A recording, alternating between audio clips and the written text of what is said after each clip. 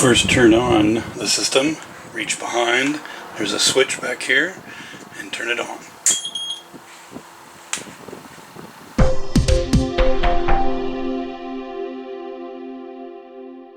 To set up for a new game, and it asks you to resume, say no. It will ask you to select the code. The code is 6601 for football. You want to make sure that the football card is in, and it will tell you that it's 6601 football. Make sure that is in the slot and lined up with the keys.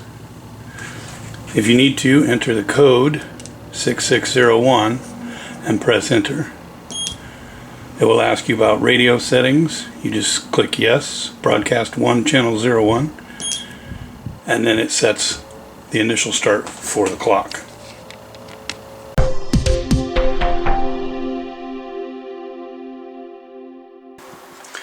In football, there's no horn, so we want to make sure that the horn light is off.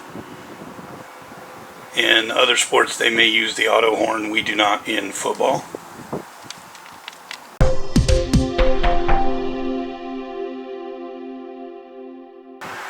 At the conclusion of your game, in preparation for the next game, it's nice to go ahead and hit the menu button. It'll say new game. You say yes. It resets everything to zeros, puts 37 minutes, don't ask me why, on the clock.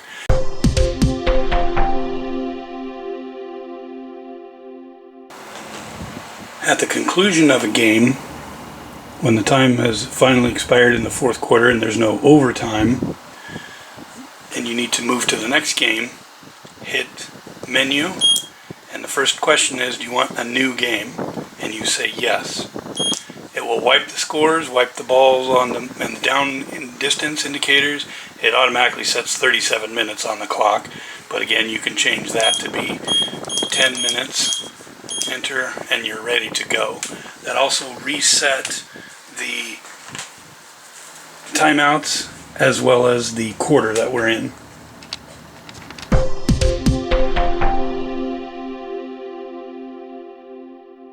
One of the first things you'll want to do is enter the team names. You press menu, scroll down until the screen says menu roster, select home, select enter, and it'll ask you to enter the team name. For that, you need to have the keyboard card inserted. Then you can enter for the home team, TIDE for Tide. Press enter. It'll ask for a team abbreviation. You can put it in or not. It's not used on the scoreboard. Then it'll ask, do you want to do the guest? You say yes, and then you enter the guest. So we played the Pacers last night, but let's say we played the Spartans. You just take P-A, Spart, is it A-N-S, Spartans. Press enter. No team abbreviation. Fine. Brings you back to the next item in the menu list. You can just hit menu and you're back to the starting point.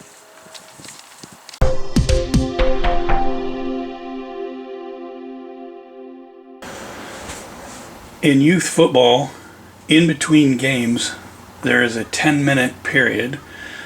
If you are done with your game and you are moving on and another person is coming in to do the clock, go ahead and set the clock to 10 minutes and then start it once the teams have finished shaking hands and have moved off the field. This gives the new teams 10 minutes warm up on the field before their game starts.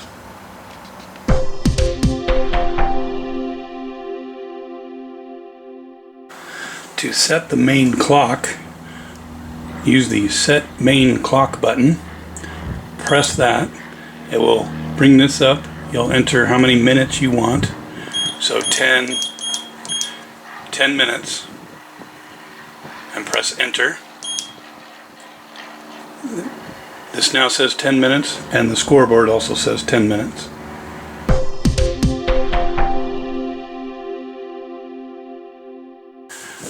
If you need to set the clock to a specific time, hit set main clock, 3 minutes, 21 seconds, add the extra 0 for the decimal, and hit enter. Now the clock has 3 minutes, 21 seconds on it.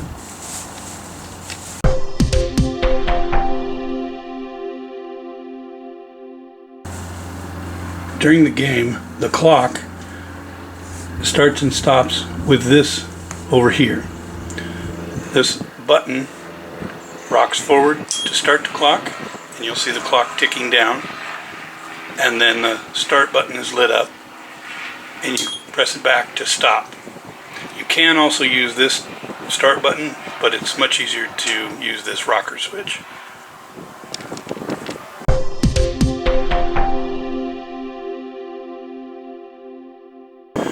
When the offense is ready to run a play, have your finger on the rocker switch for start. When the ball is hiked, turn the clock on. The play will run. Depending on if it's a inbounds play, the clock will continue to run. If the ball is taken out of bounds or an incomplete pass, or they make more than 10 yards, you will stop the clock.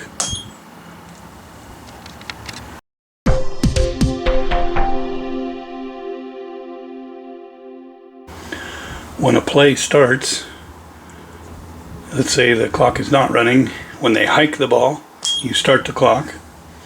Whenever an official whistles for the clock to stop, with their waving of their arms over their head, you just rock that back and stop the clock.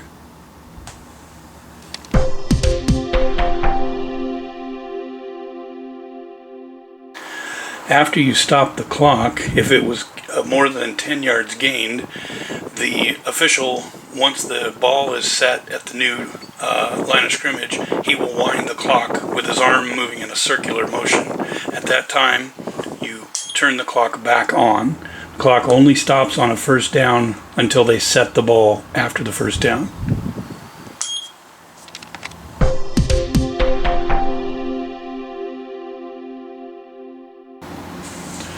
Setting the clock depends upon the level of play that's on the field. Check with the tvyfl.org/rules and look in the senior tackle rules of play, the rookie tackle rules of play, the flag rules of play, and then the Hillsborough Association's flag rules of play for the length of each quarter or half.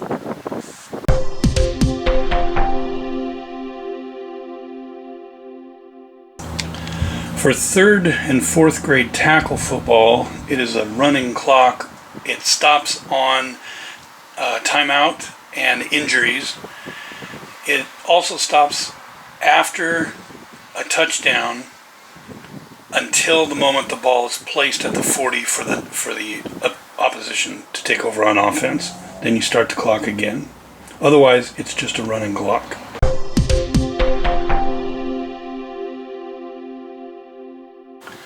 Flag football is all running clock. There's a single clock for the entire field.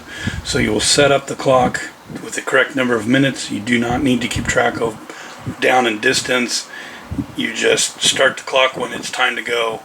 And when the clock expires, in flag only, I find it helpful to go ahead and press the horn button at the conclusion of time to help the coaches know that time's has ran out.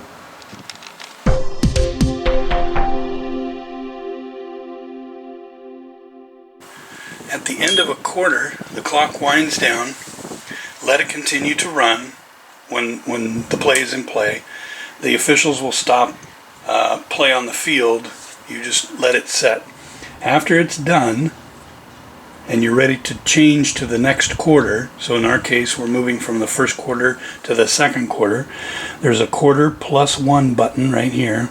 You'll press that. It'll tell you +1, and we're now in the second quarter. The scoreboard will also show you that it's in the second quarter. If you paid attention, it reversed the field automatically. So now we were on the 45 going that direction. Now we're on the 45 going this direction because every quarter we switch sides. So what you need to do after you set the quarter is you need to set the clock again. So set main clock, however long it is. For youth football mostly it's 10 minutes, and hit enter. Now we're ready to go. If you didn't turn the rocker back off, you can turn it off. The clock won't start until you rock it to start again.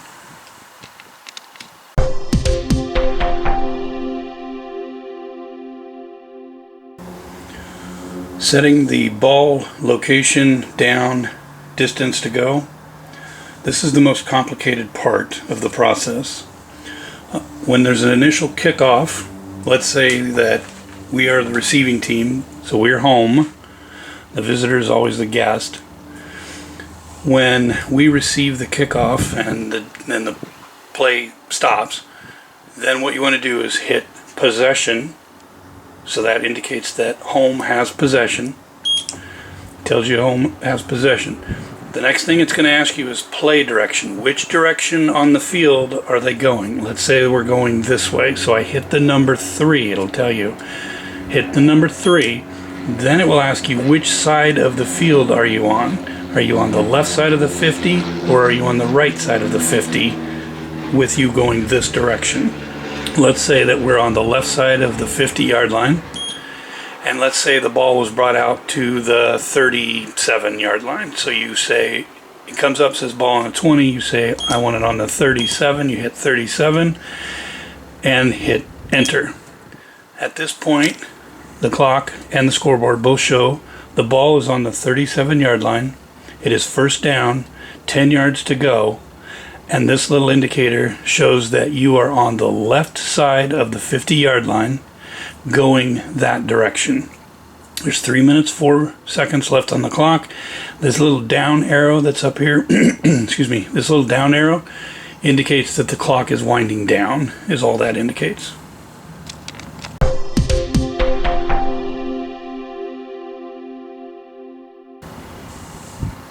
After a score, there will be either a kickoff or a placement of the ball, depending on the level. If it's a placement of the ball, so the home team scored, well, either it's a kickoff or a placement, the guest now has possession. So again, you'll mark possession, so the guest possession is on. What's the play direction? Well, they're now going this way because the home team was going that way. So they're going this direction. Let's say they are still on that side of the field, so you hit number 3, but they moved the ball all the way out to the 45-yard line. So you hit 4 or 5, hit enter. Now you take a look at it to make sure it looks right. The ball's on the 45, it's first down, 10 yards to go. We're now on the right-hand side of the 50-yard line from our perspective, and we are going that direction.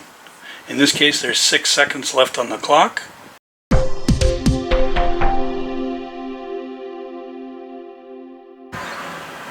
In the event of a turnover, let's say the home team currently has possession.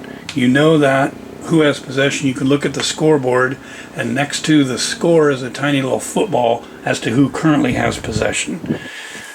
Let's say the home team has possession currently, and there's a fumble or an interception. So you'll stop the clock, and then once the officials have decided that yes, it is in fact a turnover, now the guest has possession. So you'll set guest possession on. Now the play direction's going the other direction. Which side of the field did they recover on? Let's say we're still on that side of the field. And let's say they recovered it at the 40-yard line. So now you again look at this. Ball's on the 40. It's first and 10. We're now on the right-hand side of the 50-yard line. The ball is going that way, and if you look at the scoreboard, you'll see a tiny little football next to the guest score.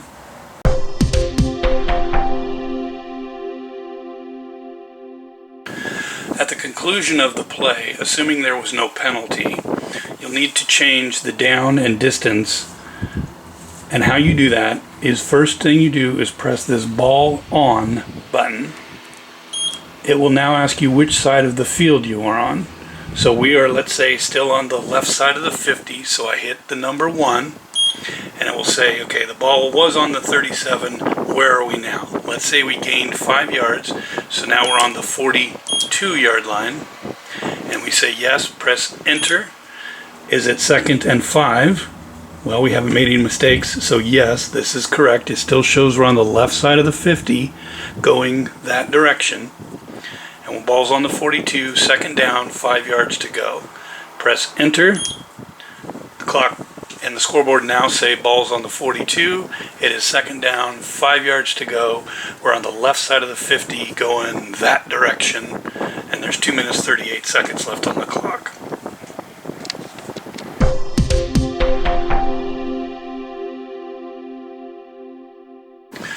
The 1st and 10 button. Let's say the offense is currently on the 35-yard line and it's 1st and 10. They run the ball exactly 10 yards and they mark the ball down at the 45-yard line. You will say, ball on. We're going to be still on this side of the field, so we press the number 1. Now the ball is on the 45-yard line and you press enter. It will come up and say 2nd down and 0 to go. What you need to do is figure out if the officials are giving it a 1st down or if they're making a 2nd down in inches. If it is a 2nd down in inches, change this number from 0 to 1 and just call it 2nd and 1. If they gave them a 1st down, you can either use the left arrow key to go back and change down to 1, press enter, it will move to here to be, and then you enter 10, or you can simply press this 1st and 10 button here, and when you do, it sets it to ball on the 45, 1st and 10. Again, left side of the 50, going that direction.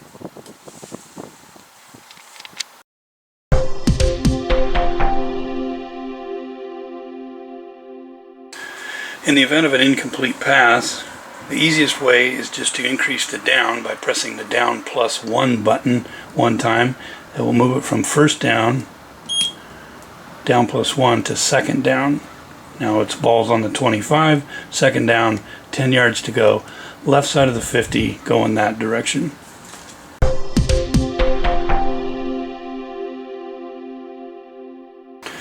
Scoring is pretty easy. Let's say that the clock is running, the home team throws a pass, makes a run, whatever, and they score a touchdown.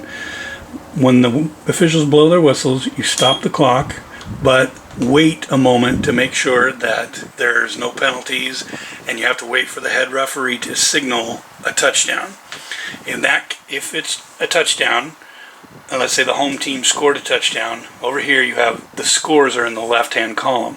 Score +1, score +2, score +3, and score +6. So it's easiest for a touchdown to just hit score +6. When you do, the screen will show team scores +6, and it will show now that the home team has 6, the guests have 0.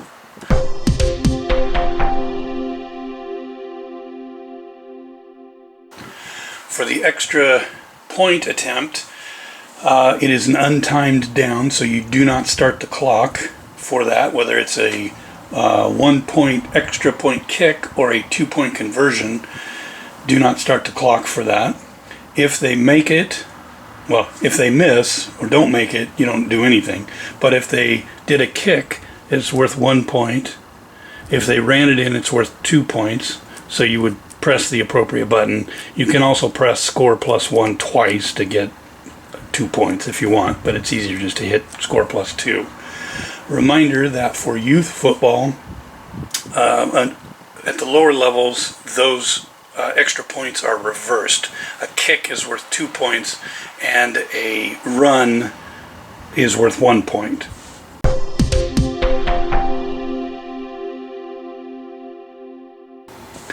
Errors in scores.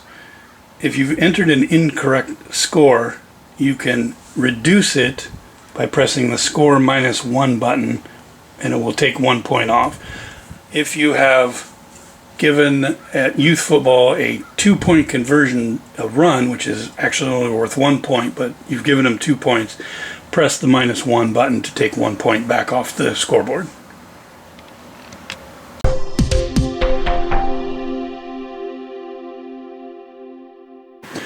When a team takes a timeout, the whistles will again wave their arms over their head, indicating for the clock to stop. Let's say the clock is running, someone takes a timeout, you stop the clock. The easiest way, again, for me that I've found is to edit the timeout is, let's say the home team took a timeout. You hit this edit button, and then you're going to select the key of the item that you want to edit. In this case, it's home timeout. It will bring up that they have 3 full timeouts, so you want to change that to 2 timeouts. Hit enter. In football, there's no partials, so we can hit enter again. If you look at the scoreboard, it indicates now that the home team now has 1 less timeout.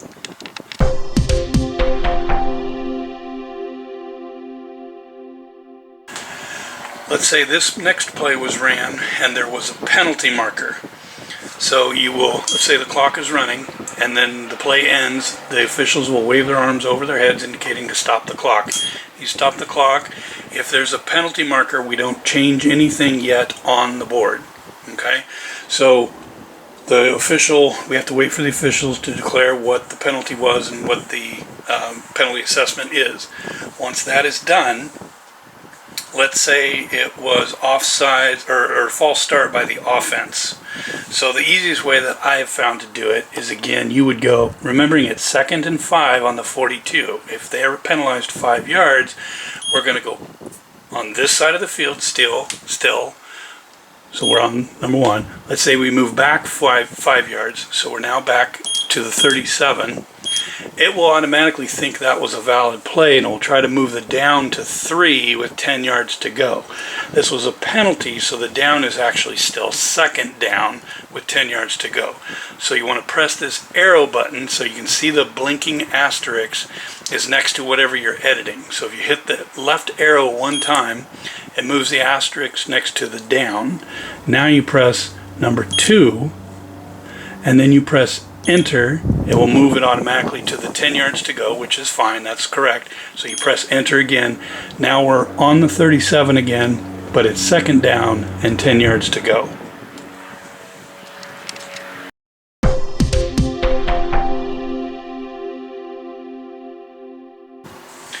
One of the most common mistakes is when the play is over and you hit the ball on and you forget to pick the side of the field and you type in, that we are now on the, 27-yard line, nothing happens. But if you hit, we're on the 35-yard line, I've now indicated we're on this side of the field at the 5, and if you don't pay attention and you go ahead and hit enter, you're now, and you look at this, you're now 1st and 5 from the 5. You're like, wait, that's not right.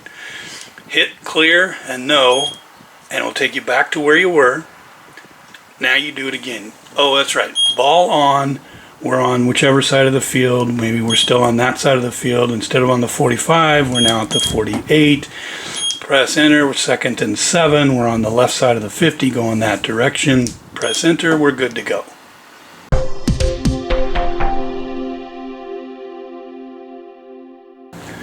In the event of an error that has actually been put in, let's say it's not 2nd and 7, let's say it's 2nd and 11, I don't know, you messed it up somehow. Again, the easiest way is go ahead and do ball on, whichever side of the field. Let's say we're still on the 48, but it's, 2nd and enter, and now it's, 12 is what it's supposed to be. And you hit enter. Now we are on the 48, 2nd down, 12 yards to go, left side of the 50, going that direction.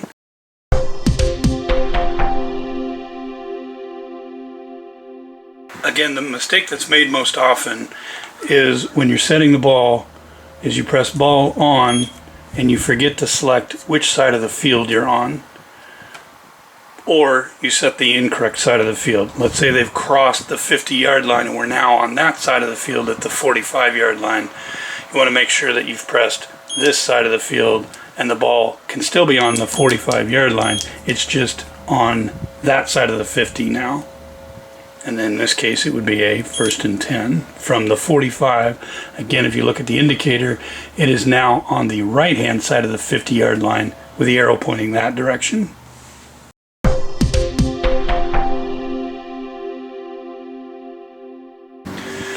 If you mess something up, like let's say what quarter we're in, the easiest way to change it is to hit edit. It'll ask you which item, which button do you want to edit. Quarter, it'll tell you what quarter it thinks we're in, and you can just change it to quarter 2, or quarter 3, and hit enter.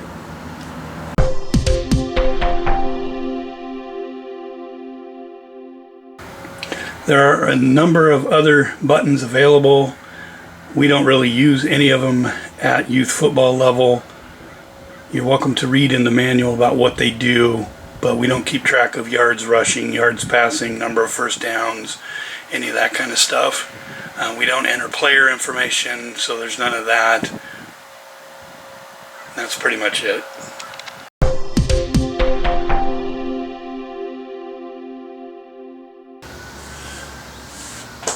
In final note, if you're getting behind, the most important thing is the clock, is to manage the clock appropriately. What I generally do is I have my right hand, my finger on the clock start and stop button, and I adjust everything else with my left hand. That way, if in the middle of adjustment a clock needs to stop or start, I'm able to rock it with my right index finger while I'm still in process of changing things. A lot of times you'll find that officials will do odd things, and so you need to be able to start and stop the clock and pay attention to the field. You need 3 eyes, one on your start and stop, one on the board as you're entering stuff, and one on the head referee to know what's going on the field.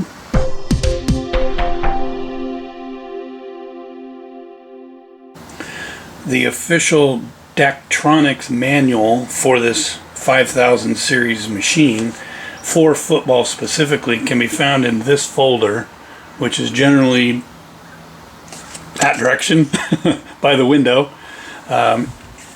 However, please note that this thing reads a little bit like, I don't know, refrigerator repair manual, so it's very difficult to read, but it will explain every single thing that I've gone over, plus a lot more.